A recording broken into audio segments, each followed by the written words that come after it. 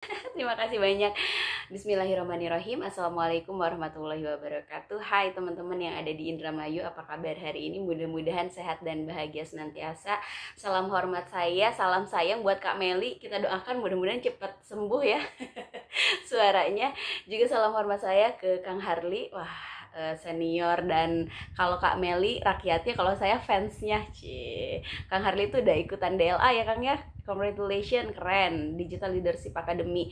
Digital Leadership Academy adalah pucuk dari gerakan literasi media digital yang ada yang diselenggarakan sama Kominfo yang bermitra dengan perguruan tinggi kelas dunia.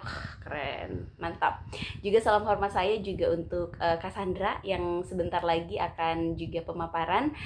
Kalau tadi Kang Harli sudah ngobrolin soal implementasi nilai-nilai Pancasila di dunia digital. Nah, saya pengen ngobrolin soal tadi luapan informasi, tsunami informasi gitu ya. Kadang kan kita suka bingung ya kalau dapat pesan tuh ini tuh hoax atau fakta. Nah, kita bakalan bahas di sini. Kenalin, nama saya Astri Dwi Andriani dan teman-teman bisa panggil saya Astri. Saya sama-sama Kang Harli di Dekan di Fakultas Ilmu Komunikasi di Universitas Putra Indonesia yang ada di Cianjur. Kemudian Media and Campaign Director di Next Generation Indonesia, juga aktif di ASEAN Foundation dan di Literasi Digital Kominfo. Yuk, buat teman-teman yang seneng Instagraman bisa kita follow-followan @astrialbasri. Oke, pemaparan kali ini akan dimulai dengan sebuah pertanyaan. Teman-teman, berapa lama sih waktu yang sudah dihabiskan untuk menggunakan gawai kemarin? Teman-teman bisa nih buka handphonenya sekarang, masuk ke setting, di situ ada screen time and parental control atau layar digital dan kontrol orang tua. Nah, di sana biasanya suka kerekam tuh gitu ya aktivitas penggunaan gadget kita seharinya. Kalau saya hari ini pas dicek tadi ternyata udah 4 jam. Baru setengah hari udah 4 jam gitu ya. Dan aplikasi apa yang sering banyak digunakan? Hahaha, kalau saya Telegram, teman-teman. Kalau teman-teman apa? TikTok kah, Instagram kah, YouTube kah gitu ya. Dan ternyata kalau dirata-ratain, ternyata teman-teman 210 juta orang Indonesia atau sekitar 77,02% masyarakat Indonesia tuh sudah terkoneksi dengan internet. Maka dari itu kebutuhan dasar bukan lagi sandang pangan dan papan kayak Maslow ya. Kalau saya SD dulu belajar ya hierarchy of need-nya Maslow, apa sih, tangga kebutuhannya Maslow, sandang pangan papan, tapi sekarang udah ditambah lagi teman-teman, plus internet dan colokan gitu ya, dan gadget. Kayaknya nggak pernah bisa hidup tanpa gadget ini. Dan ternyata ini juga selain banyak orang sudah terkoneksi, juga durasinya cukup tinggi teman-teman ya. Remaja di Indonesia aja pola konsumsi internetnya tuh 8-13 jam sehari. Hampir sepertiga hidup kita tuh ada di dunia digital. Akhirnya dunia digital tuh jadi dunia nyata kedua bagi kita, termasuk saya, termasuk kita kan. Sekarang kita berinteraksi di dunia digital gitu ya. Kalau rata-rata orang Indonesia tuh pola penggunaan konsumsi internetnya 8 jam 36 menit gitu. Nah, lalu salah satunya kan aktivitas utama kita menggunakan internet kan untuk tadi ya mengakses informasi gitu ya. Tsunami informasi, luapan informasinya dari mana sih? Nah, ternyata teman-teman, orang-orang cari informasi tuh nggak ke media konvensional kayak dulu, kayak TV, radio, atau koran gitu ya. Nah, kalau sekarang orang-orang tuh banyak mencari informasi ternyata di media sosial gitu ya, kayak Instagram, YouTube, dan lain sebagainya. Nah, tapi di sini ada kayak pisau bermata dua juga, atau kayak koin dengan dua sisi gitu ya.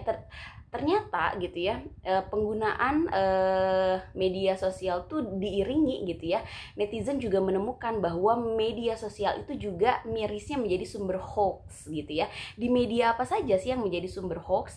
Yang ternyata teman-teman, pertama adalah Facebook, sebesar 71,9%. Yang kedua adalah WhatsApp sebagai media sosial penyebar hoax, YouTube, TV, portal berita online, dan yang terakhir adalah Instagram. Nah, biar enggak jadi salah satu korban hoax ini, gimana sih caranya? Nah, kita cek dulu yuk teman-teman, cek fakta atau dusta nih. Coba dari gambar pertama ini, widih. Kita cek dulu ya, nge-refreshin otak gitu ya. Nah, teman-teman, di sini ada seorang pilot gitu, dia selfie keluar dari dari jendela pesawat gitu ya. pesawat jet gitu ya, pesawat pribadi di tengah angkasa gitu ya, di tengah awan. Kira-kira ini fakta atau dusta? Ya, kita cek, ternyata palsu teman-teman. Nah sekarang kan udah zamannya era teknologi, semua tuh bisa dimanipulasi termasuk foto gitu ya, gampang banget, nggak harus pakai perangkat ribet kayak laptop atau PC gitu ya. Sekarang kita bisa ngedit foto lewat handphone gitu ya. Nah foto ini palsu teman-teman, foto itu diambil sebelum penerbangan lepas landas, jadi diedit gitu ya. Nah ini yang kedua, gambar kedua. Waduh, ada apa nih? Ada air mancur. Bukan air mancur ya, air yang apa ya, turun dari langit gitu ya. Nah ini fakta atau dusta nih teman-teman, kita cek yuk. Nah ternyata ini fakta teman-teman. Ini adalah Magic Tap Fountain yang berada di Aqualand Puerto de Santa Maria, Spanyol gitu ya.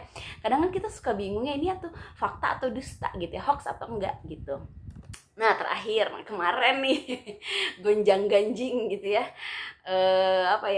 selebritas yang diduga gitu ya, salah satu sebagai korban KDRT. Waduh, pas hari pertama diduga KDRT gitu ya, pasangan ini salah satu korbannya adalah istrinya gitu ya, tersebar foto ini katanya kena tonjok lah, dibanting dan lain sebagainya. Dan ternyata teman-teman ini adalah dusta gitu ya, karena fotonya diedit gitu ya, ditambahin memar-memar dan lain sebagainya, sedangkan di foto sebelah kiri itu adalah foto yang sebenarnya gitu.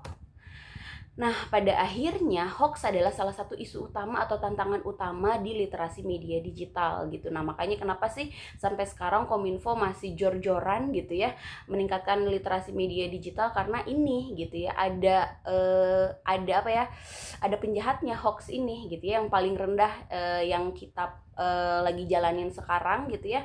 Piramida literasi digital tuh makin cakap digital. Yang kedua ada Digitalent gitu ya, kita bisa mengakses berbagai keterampilan skill secara gratis. Dan yang terakhir ada DLA, Digital Leadership Academy, yang tadi udah keren banget sudah dijalanin sama Kang Harley. Nah kenapa sih hal ini bisa terjadi gitu? Kita tuh bingung banget cara ngebedain hoax sama fakta, karena ini teman-teman, kita dihadapkan sama fenomena echo chamber dan filter bubble. Echo tuh kan teriak gitu ya, tapi di ruang bergema gitu ya. Jadi seolah-olah kita tuh kalau misalkan kita nutupin kepala pakai ember terus kita teriak, kan gemanya atau suaranya kita dengerin sendiri gitu ya. Karena hal itu terjadi karena ada sistem algoritma media sosial gitu ya, yang ngerekam aktivitas kita, kayak apa yang kita like, apa yang kita suka, apa yang kita follow gitu, direkam sama media sosial. Jadi pada akhirnya kita pergi ke media sosial lain gitu ya, kita akan disajikan informasi yang itu-itu aja gitu. Ya pada akhirnya kita tuh masuk ke era post-truth gitu ya, dimana satu kebohongan dianggap kebohongan gitu ya, tapi 1000 kebohongan dianggap kebenaran gitu ya. Pada akhirnya kita akan disajikan informasi yang itu-itu aja teman-teman. Pada akhirnya fakta tuh ya diabaikan, nggak lagi berarti. Orang tuh lebih percaya pada opini yang menurut dia benar gitu ya. Bahkan WHO pernah bilang gitu ya, pada saat pandemi itu, infodemi itu ya, informasi yang hoax tentang pandemi itu sama bahayanya dengan pandemi itu sendiri. Karena apa? Karena bisa mempengaruhi keputusan mereka terhadap kesehatan. Contoh, ketika seseorang sering banget terpapar bahwa vaksin itu misalkan bisa bikin lumpuh, akhirnya dia percaya dan pada akhirnya dia nggak mau divaksin. Seberbahaya itu teman-teman si hoax itu karena gitu, kita ada di post-truth era. Nah hoax itu apa sih gitu ya? Kebetulan saya juga jadi trainer di ASEAN Foundation gitu ya, literasi digital.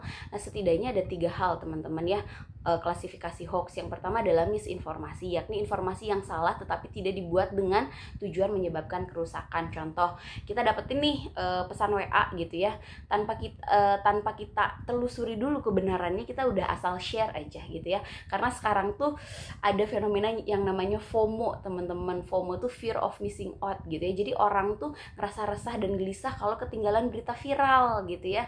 Fear, jadi takut ketinggalan berita viral. Makanya tanpa dilihat dulu keabsahan datanya gitu ya, bener atau enggak informasinya, langsung sebar aja. Nah padahal berita itu hoax gitu ya, tapi maksudnya kita enggak apa ya, nggak sengaja ngelakuin itu gitu ya, informasinya salah tapi kitanya nggak bertujuan untuk merugikan seseorang gitu ya. Yang kedua adalah malinformasi, informasi yang berdasarkan pada kenyataan tapi digunakan untuk merugikan seseorang atau kelompok orang nih. Contohnya nih, saya kan di Cianjur sekarang kan lagi terdampak ya teman-teman, terdampak gempa gitu ya, gempa bumi, tapi cuma alhamdulillah di tempat saya aman gitu karena cuma ada 12 dari 32 kecamatan yang ada di Kabupaten Cianjur yang terdampak. Nah, pada saat hari kedua gempa gitu ya, tersebarlah gitu ya video-video di WhatsApp grup tuh angin puting beliung di Kecamatan Cugenang katanya. Nah, informasinya benar itu ada angin puting beliung, tapi ternyata setelah diklarifikasi angin puting beliungnya emang ada, tapi informasi itu 2 tahun yang lalu gitu. Jadi tujuannya untuk merugikan atau membuat cemas seseorang gitu ya, tapi informasinya benar gitu. Nah, yang terakhir disinformasi nih, ini yang paling parah banget. Disinformasi itu adalah informasi yang salah dan sengaja dibuat untuk merugikan seseorang atau kelompok organisasi.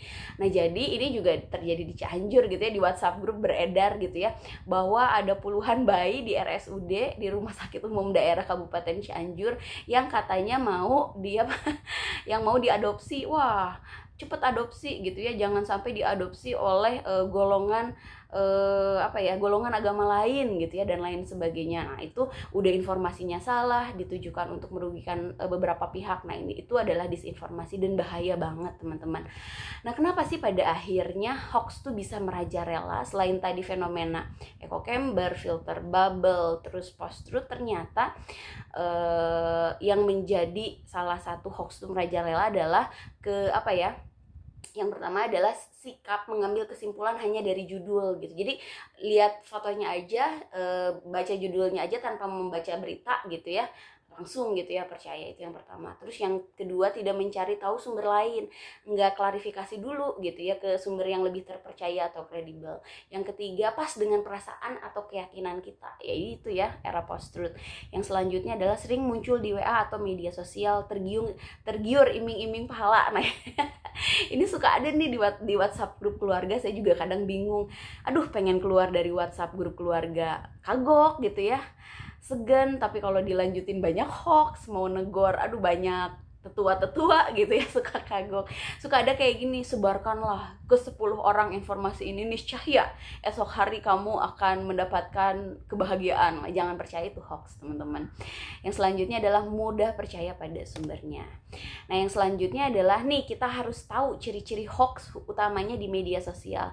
Yang pertama adalah mengaduk-mengaduk perasaan seseorang. Nah, biasanya yang konten-konten provokatif itu udah hoax banget. Yang kedua, minta diviralkan kayak tadi gitu ya, sebarkanlah ke 10 orang, jangan sampai berhenti di Anda dan lain sebagainya. Dan tidak jelas sumbernya.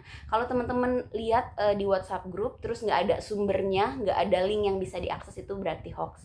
Tidak logis, tata bahasa yang buruk, dan biasanya diulang ratusan kali, terus-terusan diulang gitu ya, berkali-kali diteruskan. Nah, itu ciri-ciri hoax gitu. Nah, ini yang terakhir teman-teman, pertanyaan selanjutnya ini penting. Bagaimana cara mengetahui bahwa informasi itu adalah hoax? Yang pertama, bisa masuk ke Google Lens. Jadi teman-teman kalau di Google suka ada selain simbol simbol speaker, ada simbol lens juga gitu ya. Buka aja lensnya atau kameranya, ambil screen capture atau berita yang kita dapetin. Nah, biasanya si Google itu bisa mengklarifikasi berita-berita sejenis. Itu yang pertama. Yang kedua, bisa masuk ke turnbackhoax.id gitu ya. Di situ ada search engine atau mesin pencari gitu ya, yang bisa mengklarifikasi gitu ya, bahwa berita yang kita benerin teh hoax atau enggak sih, atau cekfakta.com gitu ya. Nah, di sana kalau di turnbackhoax.id ada detektif hoaxnya gitu yang bisa ngebantu kita. Nah, ini nih yang ingin direkomendasikan teman-teman, silahkan di screen capture gitu ya, yang paling gampang banget gitu ya. Kita bisa save nomornya Mafindo atau Masyarakat Anti Fitnah Hoax Indonesia gitu ya. Ada tim pencari faktanya di sana, mereka ada timnya. Bisa disimpan 085921600500. Nah, ketika teman-teman simpen nomor tersebut, tersebut, kemudian buka aplikasinya. Nah, di situ ada chat box yang akan membalas gitu ya. Kita bisa pakai fitur periksa hoax, cek fakta terbaru, tips dan trik melawan hoax tentang kami atau privacy. Nah, teman-teman tinggal pilih aja salah satu. Kalau misalkan pengen periksa hoax, tinggal ketik aja, balas aja angka 1. Nah, mereka biasanya suka balas lagi. Silahkan masukkan ini katanya kata kunci, misalkan apakah vaksin berbahaya, misalkan seperti itu ya, di send aja. Nah, nanti biasanya suka ada berita-berita terkait gitu ya yang bisa mengklarifikasi kata kunci yang kita serahkan. Itu sesimpel itu teman-teman. Sekali lagi ya, 085921600500. Nah, sebenarnya di portal berita juga kayak Liputan 6 udah ada periksa hoaxnya, di Kompas juga ada. Tapi yang paling simpel kalau menurut aku di sini di WhatsApp, karena kita kan seringnya pakai WhatsApp. Ya, segitu aja. Mudah-mudahan bermanfaat. Yang terakhir nih, think before posting gitu ya. Mudah-mudahan kita bisa berpikir dulu gitu ya, ngefilter dulu, saring sebelum sharing gitu ya, because you are what you share. Juga bagi teman-teman yang pengen tahu gitu ya bagaimana sih lebih lanjut jadi netizen yang beretika gitu ya secara digital, bisa unduh materinya di diliterasidigital.id atau follow Instagramnya @siberkreasi. Sekian Kak Meli. Terima kasih banyak. Wassalamualaikum warahmatullahi wabarakatuh.